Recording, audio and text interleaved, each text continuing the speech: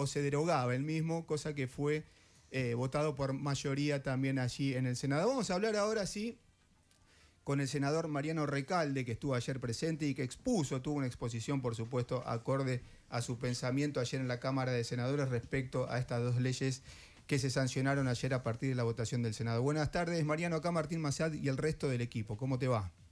¿Qué tal? Buenas tardes, ¿cómo están? Bien, ¿y vos? Dentro de todo, a pesar de todo, bien. Bien, ayer, hoy retomaba tu exposición ayer en el Senado y hacías hincapié en el Fondo de Asistencia Laboral. Vamos a contarlo para nuestra audiencia, si que todavía no lo saben, que tiene que ver con el aporte del sueldo de los trabajadores entre un 1 y un 2% de acuerdo a la empresa que sea, que es tomado en cuenta para luego pagar indemnizaciones por despido. Es algo parecido a lo que se hacía antes con las AFJP, digo, teniendo en cuenta que el dinero va para las arcas del Estado y el Estado puede hacer de ello lo que quiera. ¿Cómo retomamos ese tema para profundizarlo según tu visión? Bueno, me parece, como decías vos, que es la peor de las reformas, la peor parte de la reforma laboral. Tiene 218 artículos la reforma laboral, así que es larguísima, estaríamos horas contando cada uno de los artículos. Como resumen, no nos pudieron decir uno, no nos pudieron nombrar uno solo que beneficie a los trabajadores, que actualicen algo a las nuevas tecnologías, nada.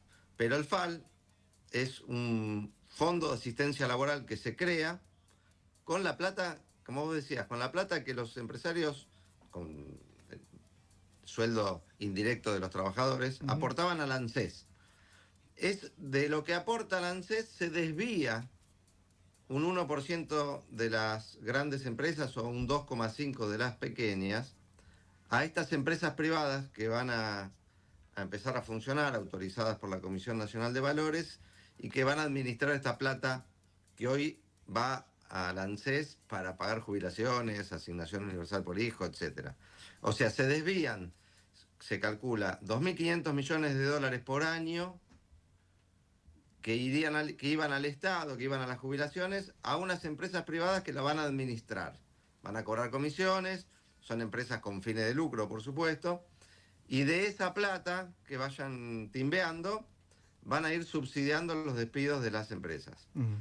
O sea, pierden los trabajadores porque pierden protección contra el despido arbitrario, que es algo que la Constitución manda a proteger al trabajador contra el despido arbitrario. Ahora el despido es libre, el despido es más fácil, el empleador tiene más libertad a la hora de decir, aceptá estas condiciones o te despido, si no te gusta te vas. Total, es gratis o voy a tener subsidiado al principio del despido. Pierden los jubilados, pierde el sistema provisional, pierde el ANSES, porque se desvían se van 2.500 millones de dólares por año, que no dicen cómo lo van a cubrir. Por mucho menos no quisieron aplicar la ley de discapacidad, porque decían que no había fuente presupuestaria. Bueno, en este caso tampoco dicen de dónde va a salir la plata para cubrir ese agujero que le damos a unas empresas privadas, que vamos a ver quiénes son, pero no tengo la menor duda, ya lo anticipo, amigos del ministro Caputo. Claro. De la timba financiera. ¿Y quiénes ganan? ¿Las pequeñas empresas? No, porque una pequeña empresa, para empezar a poder pagar una indemnización con el FAL, va a tener que esperar 8 años de aportes. Una empresa con 3, 4 empleados, 8, 10 años hasta poder juntar en su cuenta una suma que le permita pagar una indemnización. Los que la van a aprovechar son las grandes empresas, que además son las que tienen más rotación. Una empresa de 1.000 trabajadores, FATE, por ejemplo, en el futuro, una FATE, en un mes ya junta la indemnización de un trabajador de 10 años de antigüedad. O 2 indemnizaciones de trabajadores de 5 años de antigüedad cada uno. En un mes. Una pyme necesita 8 años. Claro. O sea, beneficia a las grandes empresas. Y sobre todo los beneficiarios son los que van a hacerse de un día para el otro con 2.500 millones de dólares que eran del ANSES y que la van a tener para timbear y para cobrarse gastos administrativos y sueldos monumentales. Tal cual. Mariano, bueno, yo recién hablaba hace un rato de esta ley, por supuesto, de la votación de esta ley y la votación también de la baja de edad de punibilidad a 14 años, de la ley de reforma de la ley de glaciares también.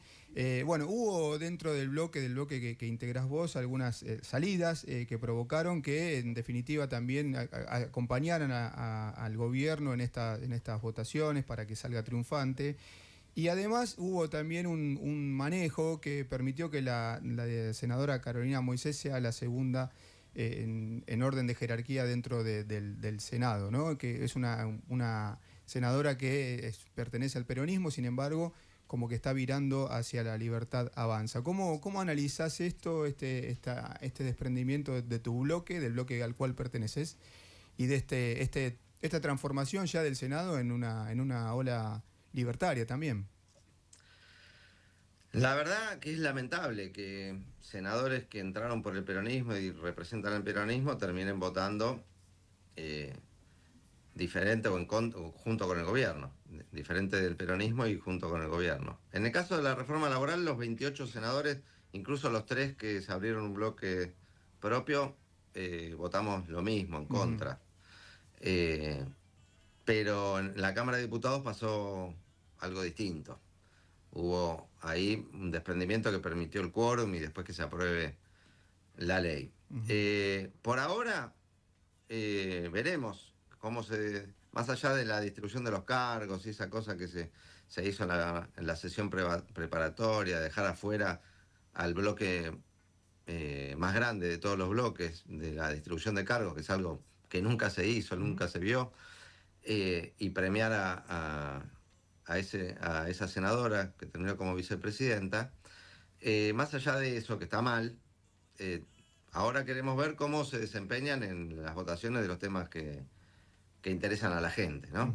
Ahí veremos si efectivamente hay una traición al voto popular que lo puso en ese lugar, o es simplemente una cuestión de poder o de diferencias internas, nada más. Bien, y la última, y te pido un poco de brevedad, tiene que ver con el seguimiento que le van a dar ustedes a por ejemplo, al FAL, ¿no? Eso que hablábamos recién, el seguimiento de los fondos, a dónde van a ir a parar y todo eso.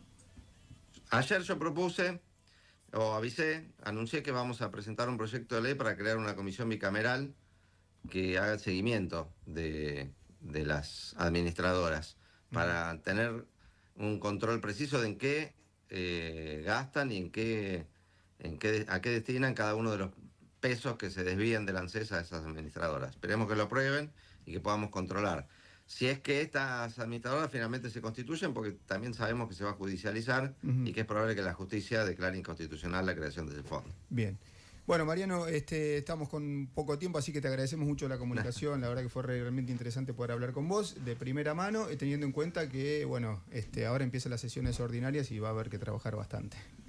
Gracias, sí, la verdad que para tratar esta ley, hoy pudimos tratar un artículo, nos quedarían 217 programas para poder hacerlo, es muy difícil. Bien. Bueno, por lo menos vamos entrando en el tema y vamos también a nuestra audiencia, le vamos comunicando realmente lo que está sucediendo y lo que sucedió en el Senado ayer y lo que va a pasar de aquí en adelante. Así que un abrazo muy grande. Gracias a ustedes, un abrazo grande. Mariano Recalde es senador del bloque peronista, que bueno.